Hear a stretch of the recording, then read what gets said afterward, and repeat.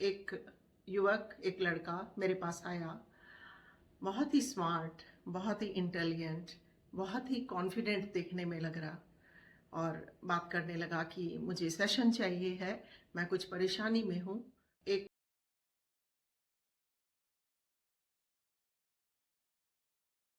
नमस्कार, मैं पुष्पा अरित्रा से एक छोटी सी घटना से शुरुआत करूंगी आज। एक युवक, एक लड़का मेरे पास आया। बहुत ही स्मार्ट, बहुत ही इंटेलिजेंट, बहुत ही कॉन्फिडेंट देखने में लग रहा, और बात करने लगा कि मुझे सेशन चाहिए है, मैं कुछ परेशानी में हूँ। जब परेशानी के बारे में पूछा तो पता चला उसने कहा मैं हकलाता हूँ। मगर कमाल की बात थी, जितनी देर उसने मुझसे बात की थी उस वक्त उसका हकलाना नहीं था।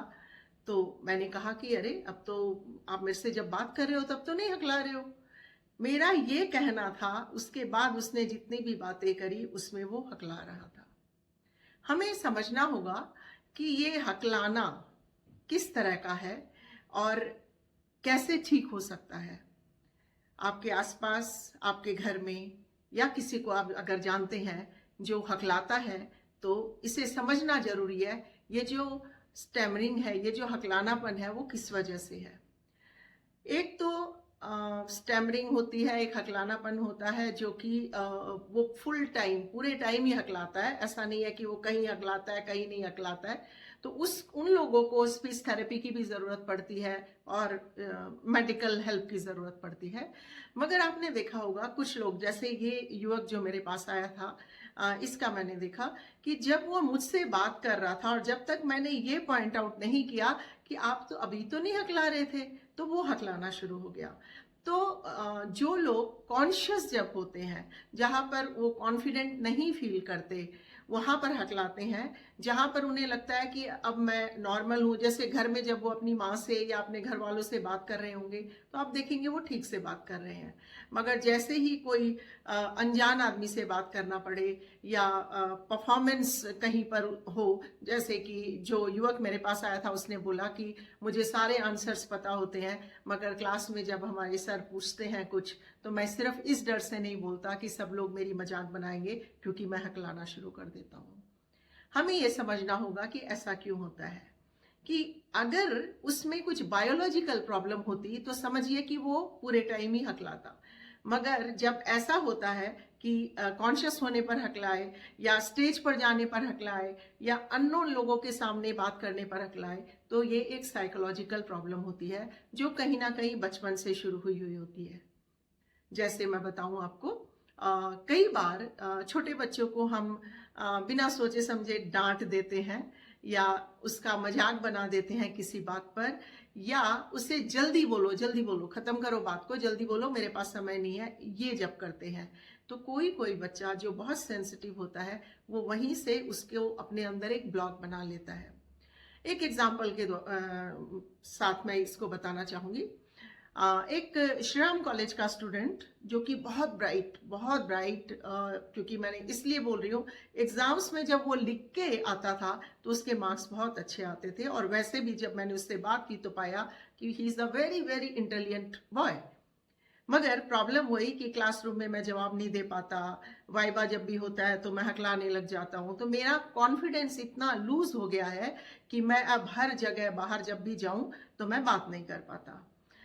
उस लड़के का जब रिग्रेशन किया, चाइल्डहुड में जब उसने अपनी प्रॉब्लम को पाया, वो ये थी कि वो जब 4-5 साल की उम्र में था, तो वो बता रहा है कि वो उस वक्त का देख पा रहा था रिग्रेशन में। जो उसने बताया वो ये कि हम लोग जॉइंट फैमिली थी, और हमारे कई कज़न ब्रदर्स सिस्टर्स और मैं, एक बड़ा सा खुला सा रूम था, वहाँ खेल रहे हैं।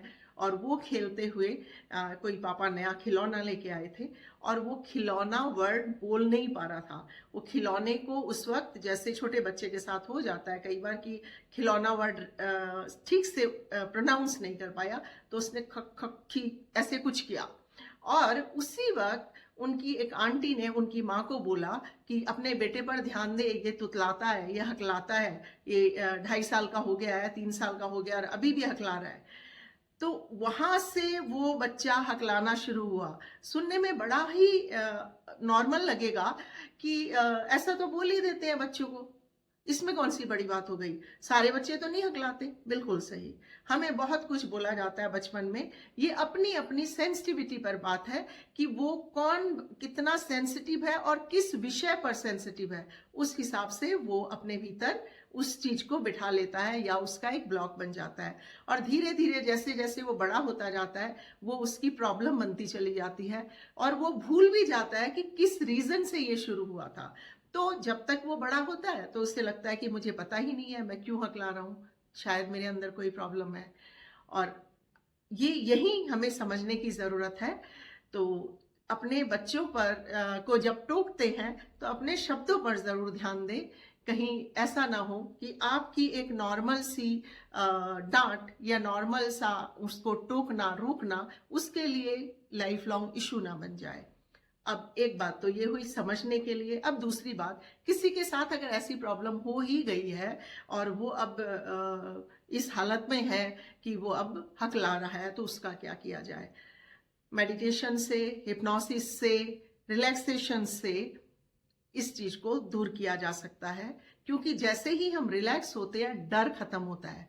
समझिए इस बात को कि वो हकला क्यों रहा है, पहले ही कॉन्शियस हो जाता है। जब मैं हकलाऊंगा तो सब लोग मुझे जज करेंगे और वो जज मेरे पे हंसेंगे और मैं बोल नहीं पाऊंगा। ये जो डर है, इस डर से ही वहां एक ब्लॉक बना और अब वो आगे 100% हकलाएगा ही, चाहे उसको सब्जेक्ट का कितना भी नॉलेज हो। तो पहली बात कि जब हम प्रेजेंट में होते हैं ना तो डर नहीं होता, हम डर हमेशा फ्यूचर में होता है। तो मेडिटेशन आपको प्रेजेंट में लेके आता है पहला।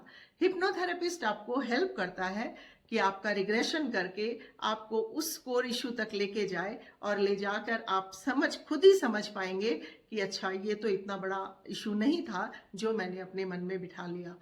तो सबसे पहला हम लोग करते क्या है उनके साथ कि उन्हें ये विश्वास दिलाते हैं कि आपको ये कोई बायोलॉजिकल या फिजिकल प्रॉब्लम नहीं है, ये साइकोलॉजिकल है। क्योंकि बायोलॉजिकल होती तो आप हर बार हकलाते, किसी के सामने भी हकलाते।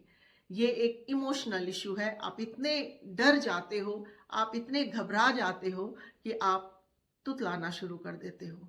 तो करना क्या है, पहले अपने आप को, अगर आप खुद हकलाते हैं तो ये एक छोटी सी विधि है, करके देखिएगा।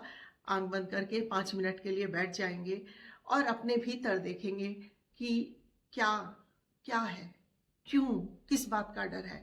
अगर मैं हकला भी गया तो इससे क्या ही फर्क पड़ जाएगा। जब ये कॉन्फिडेंस अपने अंदर आप लाना शुरू करेंगे अपनी श्वास के माध्यम से, तो आप देखेंगे कि थोड़ा थोड़ा थोड़ा थोड़ा ये बदलना शुरू होगा। दूसरा, जब अगर खुद नहीं कर पाए तो किसी थेरेपिस्ट के पास जाएं। थेरेपिस्ट 100% आपकी हेल्प कर पाएगा। हो सकता है आपको कुछ सेशंस लेने पड़े उनसे, मगर वो हेल्प कर पाएगा। और मैंने अपने ऐसे मेरे पास कुछ क्लाइंट्स रहे हैं जिनको ये इश्यूज रहे। आप मेरी वेबसाइट aritra.net पे जाकर टेस्टिमोनियल्स में ऑडियो सुन सकते हैं। एक मेरे क्लाइंट ने अपना ऑडियो डाला हुआ है कि कैसे मैं, अब देखिए डॉक्टर मैं बिल्कुल साफ बात कर पा रहा हूँ। मैं समझ सकती हूँ कि कितनी खुशी होती है जब वो उन्हें लगता है कि मैं अब नहीं हकला रहा हूँ, मैं अब ठीक हो गया हूँ, जबकि वो ठीक ही था। बस एक डर, एक ब्लॉक ने उसका सारा कॉन्फिडेंस छीना हुआ था। तो आपके आसपास, आपके घर में, या आप किसी को जानते हो जो इस तरह से हकलाता है, उसकी मदद के लिए ज़रूर ये वीडियो उनको भेजें या उन्हें कहें किसी थेरेपिस्ट के पास जाएं। वो बिल्कुल इस प्रॉब्लम से बाहर आ सकते हैं। और इसी विषय पर कुछ डिटेल में मैं वीडियो आगे चलकर ज़रूर बनाऊंगी, क्योंकि मैं जानती हूँ ये एक बहुत बड़ा इशू है।